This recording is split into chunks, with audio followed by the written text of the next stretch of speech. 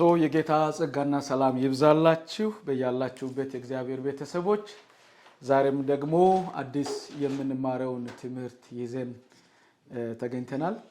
ይሄንን ትምህርት በአማርኛ ስለሆነ አብረን እንከታተላለን። እግዚአብሔር ከፈቀደ በሚቀጥለው ጊዜ በተለያዩ በሌላ ቋንቋዎች ደግሞ ትምህርቶችን ለማቅረብ እሞክራለሁ። ዛሬ ፎከስ የምናደርገው በነህምያ መጽሐፍ ላይ ነው። የነህምያ መጽሐፍ ብዙ ጊዜ ስለ መሪነት የምናገር መጽሐፍ ነው። ስለ አመራር፣ ስለ መሪነት ብቃት፣ ስለ መሪነት ዘዴዎች ወይም ደግሞ አንድ መሪ ምንድነው መማር ያለበት ብለን የምናስበው መጽሐፍ ነው። ይህ መጽሐፍ ከክርስቶስ ልደት በፊት ይሄ ታሪክ የተፈጸመው በ450 460 ዓመተ ዓለም ከክርስቶስ ልደት በፊት ነው። ነህምያ በሚዶንና ፋሪስ በነበረው መንግስት በተለይ ከባቢሎን ወደ ሚዶንና ፋሪስ ከተሸጋገረ በኋላ እዛ አካባቢ ተወልዶ እዛ አካባቢ ያደገ በቤተ መንግስት ውስጥ ትልቅ ስልጣን የነበረው ሰው ነው። ብዙ ሰዎች ነህምያን ጠጅ አሳላፊ ነበረ የሚለውን ነገር በትክክል ባልሆነ መረዳት ይረዳሉ። ግን ባክግራውንዱን ብናጠና በዛን ሰዓት ዛሬ አሁን ስቴት ኦፍ ኮንትሮለር ተብሎ እንደሚታወቀው ንጉሱ በጣም የሚያምነው ሰው፣ ንጉሱ በጣም የሚቀርበው ሰው፣ እሱ ካልቀመሰ እሱ ካላየ ንጉሱ ማይበላበት አይነት ሁኔታዎች ነበሩ ማለት ነው። ስለዚህ ይሄ በአጠቃላይ ነህምያን ስንመለከት 12 ምዕራፎች አሉት። በእነዚህ ምዕራፎች ውስጥ የተለያዩ አይነት ታሪኮችን እናያለን። ነህምያ እንደ መሪ እናያለን። ነህምያ እንደ ከተማ ከንቲባ እናያለን። ነህምያን ደግሞ ለየት ባለ መንገድ ደግሞ እንደ መንፈሳዊ ሰውም እናያለን። ስለዚህ ኢየሩሳሌም በጣም ፈርሳ ቆይታለች። ቢያንስ የመጨረሻ የፈረሰችው በ586 በባቢሎናውያን ነው። እስከዛ ድረስ ከተማዋ ፈርሷል። ከዛ በኋላ ሐጌና ዘካርያስም እና ኢዝራም አብሮ በመምጣት እንደገና ቤተ መቅደሱን ሰርተዋል። ግን አጥሩ አልተሰራም። ከተማዋ ምንም የድሮ መልኳ አልነበራትም። ስለዚህ እግዚአብሔር ይህንን ሸክም በልቡ ሰጠ። ያንን እግዚአብሔር የሰጠውን ለማከናወን ተነሳ። ስለዚህ ይሄንን ታሪክ ስንመለከት ምዕራፍ 1 ከቁጥር 1 እስከ 10 ድረስ ያለውን ታሪኩን ስንመለከት ምዕራፍ 1 ላይ የፈረሰውን ከተማ ለመገንባት ነህምያ ሲነሳ እናያለን። ይሄ ህዝቡ ተስፋ ቆርጠዋል። ብዙ ሰዎች ምን እንደሚያደርጉ አያውቁም። ጠንካራ መንግስት የለም። ኢኮኖሚ ወይም በቂ ገንዘብ የላቸውም ያንን የፈረሰውን ነገር እንደገና ለመስራት። ግን እግዚአብሔር የሆነ ሰው ሲወራ ሰምተው ሰዎች ከኢየሩሳሌም ወደ ሚዶንና ፋሪስ መጥተው ባይደው ሚዶንና ፋሪስ ማለት በአሁኑ ሰዓት ያኔ ሚዶን የሚባለው ዛሬ ሳውዲ አረቢያ ነው የሚባለው። ያኔ ፋሪስ የሚባለው ዛሬ ደግሞ ግማሹ ኢራን ሆኗል፣ ግማሹ ደግሞ አፍጋኒስታን ሆኗል። የፋርስ ተናጋሪዎች የምንላቸው ሀገሮች ናቸው። ያኔ ሚዶንና ፋሪስ ተብሎ ከአፍጋኒስታን ጀምሮ እስከ ሳውዲ አረቢያ ድረስ በጋራ ያሉት መንግስታት እነ ኩዌትንም ጨምሮ እነ ሳውዲ አረቢያንም ጨምሮ እነዚያ ሁሉ መንግስታት በጋራ የሚዶንና ፋሪስ መንግስት ተብለው ይጠራሉ። በዚህ ስፍራ ነበር እንግዲህ ነህምያ ትልቅ ባለስልጣን የሆነው። ሰዎች ከተለያየ ሀገር ወደ ላንዳንድ ለመንግስታዊ ጉዳይ ይመጣሉ። ምክንያቱም ሚዶንና ፋሪሶች ሁሉንም ሲገዙ ስለነበረ። ስለዚህ ከኢየሩሳሌም የሚመጡ ሰዎች ይጠይቃል፣ እንዴት ነው የአባቴ ከተማ፣ እንዴት ነው ሀገር ብሎ ሲጠይቅ ከተማዋ እንደፈረሰች ህዝቡን በሐዘን ላይ እንዳለ ይነገረዋል። ይሄንን ሰምተው ነው እንግዲህ ለሀያሌ ቀናት በዚህ ነገር ነፍሱ የተጨነቀችው። ምዕራፍ 1 ላይ የምናየው ይሄንን ነው። ነህምያ ካህንም አይደለም። ነህምያ ነቢይም አይደለም። ነህምያ ንጉስም አይደለም። እንዳውም ለንጉሱ ጠጅ አሳላፊ ይላል አማርኛው። ነገር ግን ካፕቤር ብሎ ንጉሱ ከመብላቱ በፊት ንጉሱ የሚበላውን ሁሉ የሚያቀርብ ሰው ነው። ንጉሱ እንዳይመረዝ፣ ንጉሱ እንዳይጎዳ፣ ሌሎች ንጉሱን እንዳይጎዱ ንጉሱ በጣም የሚያምነው ሰው ነው። ነገር ግን ይሄንን የኢየሩሳሌምን ደስ ያለው ነው ያንን የሚያደርገው ከባድ ስራ ቢሆንም ደስ ያለው ነበር የሚያደርገውና ያንን ምግብ ያንን ሁኔታ ደስ ያለው በጭንቀት ጊዜ የሚያደርገው ነገር የኢየሩሳሌምን መፍረስ ህዝቡ ተስፋ መቁረጡን ሲሰማ ልቡ በጣም በኃያል እንዳዘነ ለጸሎትም እንደተነሳሳ ለጸሎት መነሳት ብቻ አይደለም አንድ ነገር ማድረግ አለብኝ ብሎ እንደተነሳ ምዕራፍ 1 ታሪኩ ይናገራል። ስለዚህ ዛሬ ፎከስ የማደርገው ምዕራፍ 1 ቁጥር 1 እስከ 10 ድረስ ያለውን ነው። አምናለሁኝ በዚህ ስፍራ የሆነ ነገር እንደምንማር እግዚአብሔር ትልቅ ነገር ከዚህ ውስጥ እንደሚያስተምረን እግዚአብሔር ለምን ከትንሽ የትኛው መሪነት ቤተሰብ መሪ ልንሆን እንችላለን የቤተ ክርስቲያን መሪ ልንሆን እንችላለን የሀገር መሪ ልንሆን እንችላለን የማህበረሰብ መሪ ልንሆን እንችላለን የመንደር መሪ ልንሆን እንችላለን የሆነ ራዕይ የምንመራ የሆነ ኦርጋናይዜሽን ድርጅትን የምንመራ ልንሆን እንችላለን እግዚአብሔርን የምናቅ እግዚአብሔርን የምናማናቅ የምናመልክ የማናመልክ ልንሆን እንችላለን። ነገር ግን ከዚህ ከነህምያ አመራር የምንማራቸው የመሪ መሪዎች አሉ። እኔ ለራሴ የተማርኩትን ለእናንተ አቀርባለሁ ማለት ነው። ይሄንንም ምንድነው the foundation of godly leadership ማለት በዛ ይጀምራል። የመንፈሳዊ መሪ መሰረቶች እነዚህ አንድ ሰው መንፈሳዊ መሪ ነኝ እግዚአብሔር ይሄንን መሪነትን ሰጥቶኛል። በነገራችን ላይ መሪነትን የሚሰጥ እግዚአብሔር ነው። ንጉስን የሚሾመው እግዚአብሔር ነው።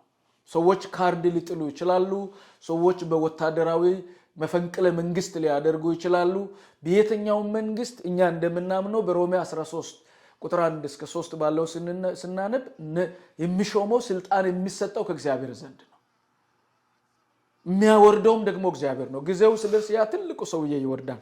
ነገር ግን አሁን መሪነት ላይ ላለን ከዚህ ምንድነው የምንማረው የሚለውን መንፈሳዊ መሪ መሰረታዊ ሐሳቦችን እንመለከታለን። so that is the foundation of godly leadership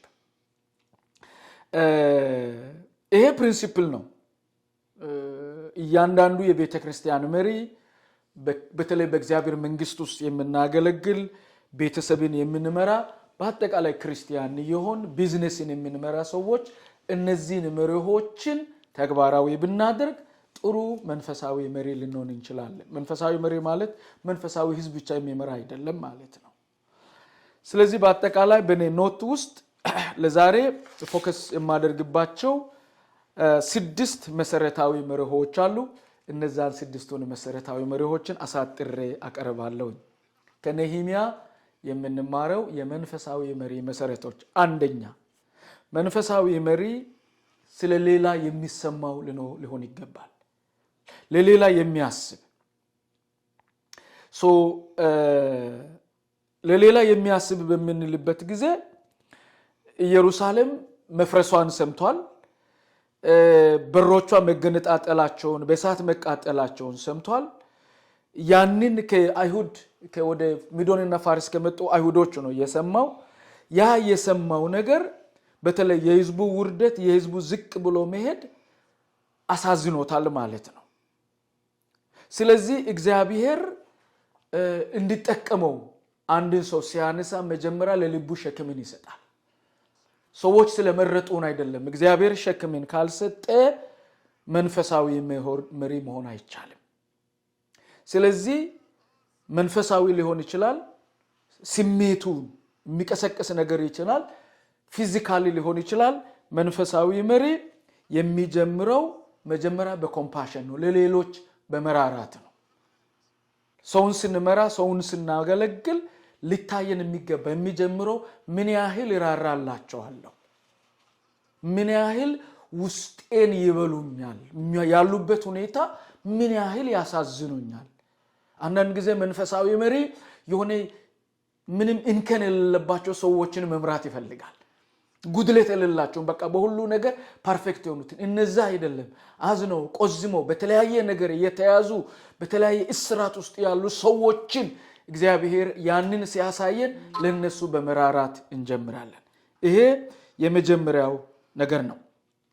ስለዚህ የቤተ ክርስቲያን መሪዎችና መንፈሳዊ መሪዎች ብለን ራሳችንን የምናስብ ዛሬም ቢሆን ነገ መንፈሳዊ መሪነት የሚጀምረው የተሰበሩትን ያዘኑትን ሰዎች በማየት በቤተ ክርስቲያን ሆነ ከቤተ ክርስቲያን ውጪ በዚህ ዓለም ላይ ተስፋ እንደሌላቸው አዘነላቸው ለጌታ። ያንን በዛ ሐዘን ነው የሚጀምረው። ነህምያም የጀመረው የኢየሩሳሌም ውድቀት ህዝቡ ያለበትን ሲሰማ ልቡ በጣም እንዳዘነ እናያለን። ሁለተኛው ነገር ከነህምያ የምንማረው ቁጥር 4 ላይ ምዕራፍ 1 ቁጥር 4 ላይ ከቀናት በኋላ ያንን ከሰማ በኋላ ለኃያለ ቀንም ይላል ቁጥር 4 ላይ ለኃያለ ቀንም ቁጭ ብዬ አዝንና አለቅስ ነበር ይላል። ያ ማለት ምንድነው? ሁለተኛው መንፈሳዊ መሪ ሁሉ ጊዜ በእግዚአብሔር ፊት ልቡ የሚፈርስ ለሌሎች የሚያነባ መሆን አለበት። የእንባ ሰው፣ የሐዘን ሰው ኃያለ ቀንም አለቅስ ነበር ይላል። የሚያለቅስ ልቡ ተነክቶት ልቡ ስስ የሆነ ልቡ በጣም ሶፍት የሆነ መሆን አለበት መንፈሳዊ መሪ። ምክንያቱም ነህምያ ላይ የምናየው ለኃያለ ቀናት ይላል። አልተናደደም፣ አልተቸም። እንዴት እንዲያደርጋሉ እንዴት አይሰሩም ብሎ አልተቸም፣ ብሌም አላደረገም፣ ያለቅስ ነበር። ብዙ ጊዜ ዛሬ በጣም ክሪቲሳይዝ የሚያደርጉ መሪዎች አሉ። መንፈሳዊ መሪ ነው ይላሉ፣ ግን ሰዎችን በጣም ክሪቲሳይዝ ይተቻሉ። በመተቸት ይታወቃል። እዛ ጋር እንደውም የሚያስተምሩት ሰውየው በሌለበት እዚህ ህዝቡ ቁጭ ብሎ ውጪ ያለውን ይተቻሉ። ብዙ ጊዜ አሁን በሚዲያ ላይ በተለያየ መንገድ የምናየው እዚህ እኮ ሰዎቹ የሉም፣ ግን እዛ ውጪ ያሉ እዚህ ጋር ነው የሚገጽጹት፣ እዚህ ጋር ነው የሚቆጡት። እዚህ ጋር ያለውን አዝነው ራርተው ከማልቀስ ፋንታ ይተቻሉ። ነህምያ አልተቸም፣ አልወቀሰም፣ ሰዎችን ጥፋተኛ አላደረገም። የሰዎችን ጥፋት አይደለም የመጀመሪያ አዘነላቸው፣ ሁለተኛውም አለቀሰላቸው። ያ ደግሞ የእውነተኛ መንፈሳዊ መሪ መሰረት ነው። ለሌሎች ሊያለቅስ በፍቅር ለሌሎች ደግሞ ለከተማዋም ለህዝቡ ማልቀስ አለበት። ላለሁበት ከተማ ማልቀስ አለብኝ። ጥሩ ያልሆኑ ነገሮችን ሳይ ላለሁበት ክልል፣ ላለሁበት ፕሮቪንስ፣ ላለሁበት አካባቢ ማልቀስ አለብኝ።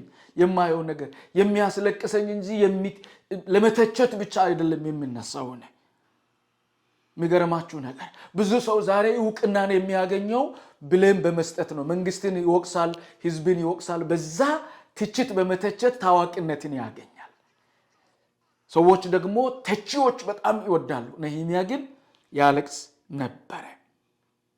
ቢሊግራም አንድ ጊዜ እንደዚህ አለ። ቢሊግራም ማለት በጣም ታላቅ የወንጌል ሰባኪ የነበረው በዚህ ከአሜሪካን የሱን እንትነጃ ይቻለው ከተማው እንትን አለው ላይብረሪ አለው የቢሊግራም ላይብረሪ ተብሎ ሻርሌት ኖርዝ ካሮላይና በሚትባል ከተማ እዛ ውስጥ ገብቻ ይቻቸዋለሁ ላይብረሪውን እና ብዙ የሱ መጽሐፍ አንብቤ ያለው ብዙዎቻችሁ ዩቲዩብ ላይ ታያላችሁና ቢሊግራም አንድ ጊዜ እንደዚህ አለ።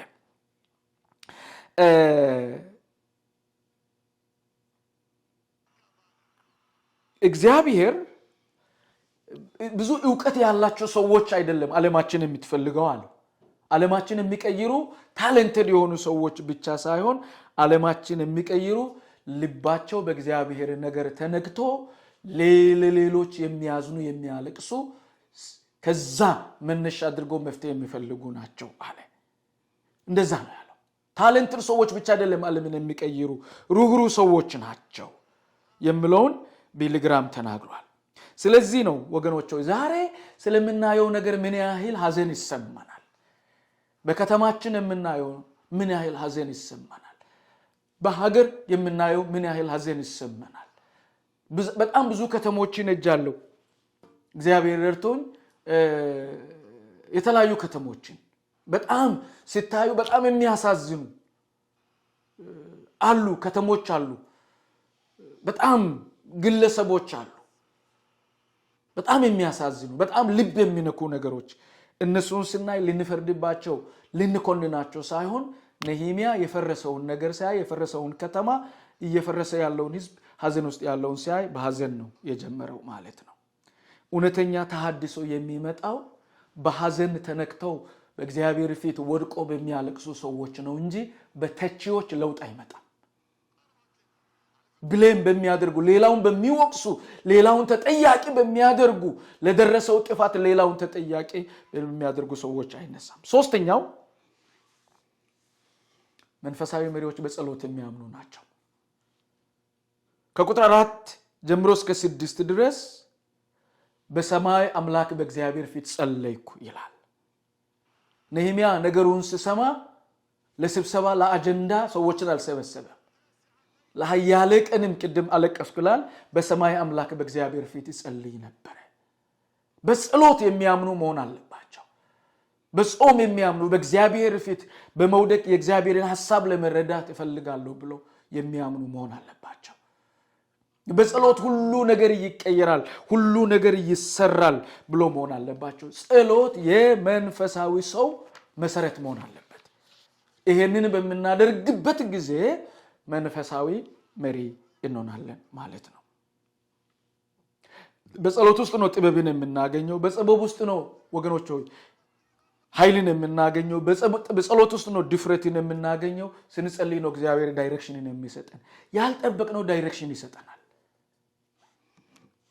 አሁን ያገለገልኩበት ያለው የካናዳ ከተማ ስሟንም ሰምቼ አላቅም ለብዙ ጊዜ፣ ግን እግዚአብሔር ይመራኝ ነበር። ለራሴ ጉዳይ ወደዚህ ከተማ መጣሁ። ሲመጣ የሆነ ቤተክርስቲያን መጣሁ። ዝናብ ይዘንብ ነበርና ቅርብ የሆነች ቤተክርስቲያን መጣሁ። ለኔ ሲመጣ አንድ 5 ሰዎች ተሰብስበው ይጸልያሉ። የመጀመሪያ ቀን መጣሁ፣ ሁለተኛ ቀን መጣሁ። ከዛ ቁጭ ብዬ ስል ልክ ፕሮግራሙ እንዳለቀ በቃ አሁን ይሄንን መምራት ይሄንን ቤተክርስቲያን ሜንቴን ማድረግ አልቻልንም፣ በጣም ትልቅ ነው፣ ኢኮኖሚም የለንም፣ ይሄንን ህንጻ እንሸጣለን፣ ከዛ በኋላ እግዚአብሔር ምን መሆን እንደሚገባ ጸልዩ የሚሉ ሐሳቦችን ከዛ እዛው ቁጭ ብዬ አጭር ጸሎት ጸለይኩኝ። የእግዚአብሔር መንፈስ ልክ ማንን ልካለው ብሎ ኢሳይያስን እንደጠየቀ በውስጤ ማን ነው ይሄንን ቤተክርስቲያን ከመሸጥ የሚያድነው ስል በልቤ እኔ አልኩኝ። ወገኖች ሆይ እኔ ነኝ ከመሸጥ የሚያድነው።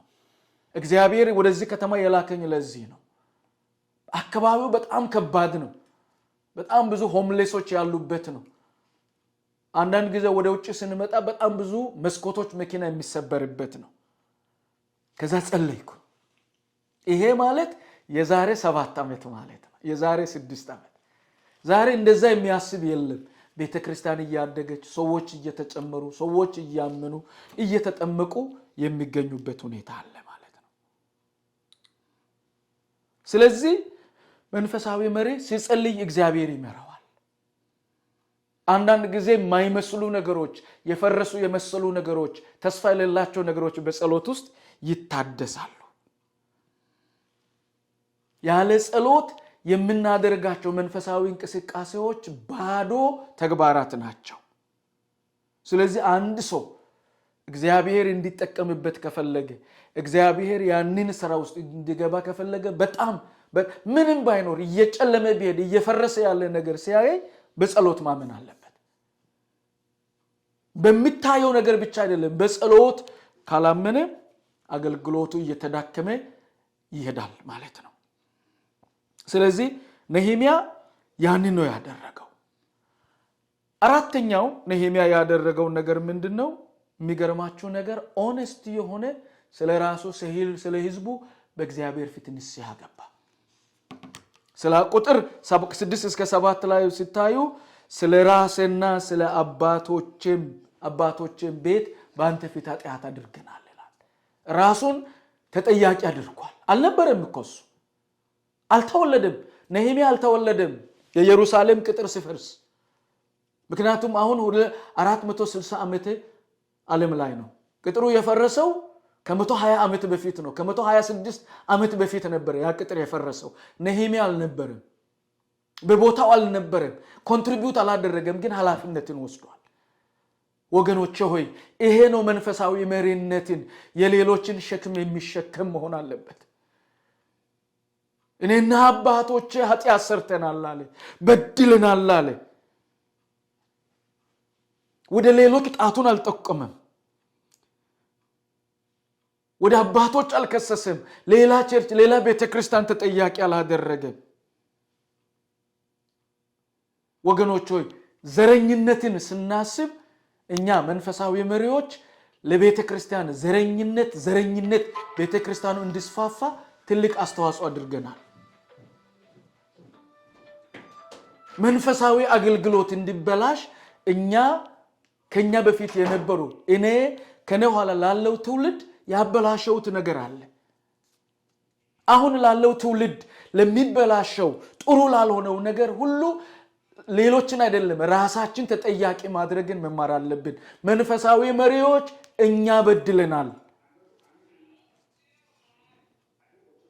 እኛ በድለናል ይላል። የራሱን በደል ይናገራል፣ የራሱን ጥፋት ይናገራል። ይሄ በጣም ወሳኝ ነው። ወደ ሌሎች ጣቱን የሚያሳይ አይደለም። ትህትና የመንፈሳዊ መሪዎች መታወቂያ ነው።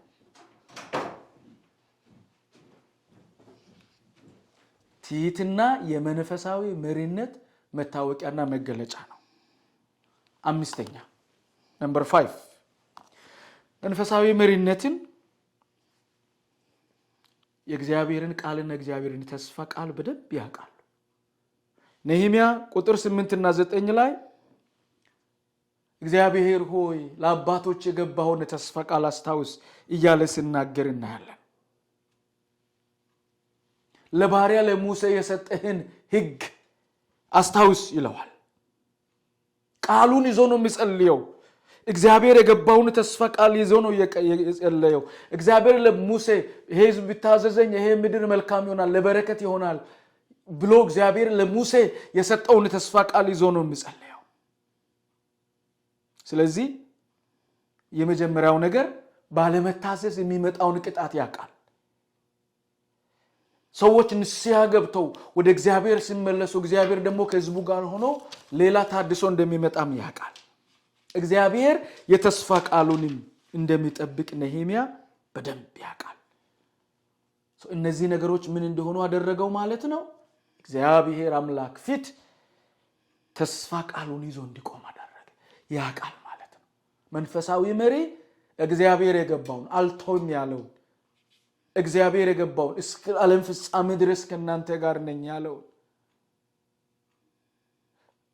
ከናንተ ጋር ሄዳለሁ ያለው የክርስቶስ ተስፋ ቃል ያውቃል። በሁኔታዎች አይደለም፣ በሚታየው ኤቪደንስ አይደለም። የእግዚአብሔር መንፈሳዊ መሪ የሚቆመው በቃሉና በተስፋ በፕሮሚሱ ነው። በእግዚአብሔር ፕሮሚስ ነው። እግዚአብሔር በተናገረው ከእግዚአብሔር አንደበት በወጣው በቃሉ በተገለጠው እግዚአብሔር ባህሪ መታወቂያ የሆነውን ነው። ስድስተኛና የመጨረሻው መንፈሳዊ መሪ የራሱን ተልእኮ በደንብ ያውቃል፣ አይደንቲፋይ ያደርጋል። ነህምያ እግዚአብሔር ምን አይነት ኃላፊነት እንደሰጠው ያውቃል። ሚሽናችንን ማወቁ ትልቅ ነገር ነው። መንፈሳዊ መሪ አገልጋይ ነው፣ የእግዚአብሔር አገልጋይ ነው። ለዚህ ነው ያለው ሕዝቡና አገልጋዩ አለ። ተልእኮውን ያውቃል። የሱ ተልእኮ የወደቀውን የእግዚአብሔርን ነገር ማንሳት ነው፣ የፈረሰውን የእግዚአብሔርን ነገር መገንባት ነው። ስለዚህ እስራኤል የእግዚአብሔር ሕዝብ እንደሆነ ነህምያ ያውቃል። እሱ ደግሞ በኃላፊነት ይሄ ሕዝብ እንደተሰጠው ሕዝቡ የእርሱ እንዳይደለ ያውቃል።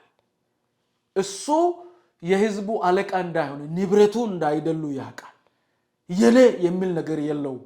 የኔ ራእይ፣ የኔ ቤተ ክርስቲያን፣ የኔ ፋውንደር፣ የኔ ባለ ራእይ የሚል ነገር የለውም። ስቲድዋርሺፕ ነው። ባለ ሀደራ ነኝ። አይደንቲቲውን ያውቃል። አገልጋይ ብቻ እንደሆነ ተልእኮው ደግሞ የተሰጠውን ነገር መፈጸም እንደሆነ ከኔ በኋላ ይሄ ነገር እንዴት ነው የሚሄደው ብሎ ያስባል። ሁሉ ጊዜ ዘላለም እንደማልኖር ያውቃል። ለዚህ ነው ሌሎችን ሐዋርያ ጳውሎስ በሁለተኛ ጢሞቴዎስ ምዕራፍ 2 ቁጥር 2 ላይ ከኔ የሰማውን ሊታመኑ ለሚችሉ ሰዎችን ስጥላል። ሌሎችን ደቀ መዝሙር ያደርጋል፣ ሌሎችን ያሳድጋል፣ ሌሎችን ኃላፊነት ይሰጣል። ነህምያ ባለ ሀደራ ነው እንጂ ኦነር አይደለም፣ ባለቤት አይደለም፣ የእስራኤል ባለቤት አይደለም፣ የኢየሩሳሌም ባለቤት አይደለም፣ የዛ ራእይ ባለቤት አይደለም። ምክንያቱም እሱ የሚያውቀው ህዝቡ የእግዚአብሔር ነው። ተልእኮው ደግሞ የተሰጠው ከራሱ ከእግዚአብሔር ዘንድ ነው። ያንን ነገር እንዲያከናውን ኃይልን የሰጠውም እግዚአብሔር ነው። ስለዚህ አንድ መንፈሳዊ መሪ የሚል ሰው አገልጋይ እንደሆነ ባሪያ እንደሆነ ሌሎችን እንደሚረዳ እንጂ በሌሎች ላይ ሊሰለጥን እንደማይገባ በግልጽ ማወቅ አለበት። እነዚህ 5-6ቱ ነገሮች አንድ መንፈሳዊ መሪ ከነህምያ ምዕራፍ 1 ቁጥር 1 እስከ 10 ያለውን ስንመለከት እነዚህን መሪዎችን እንማራለን።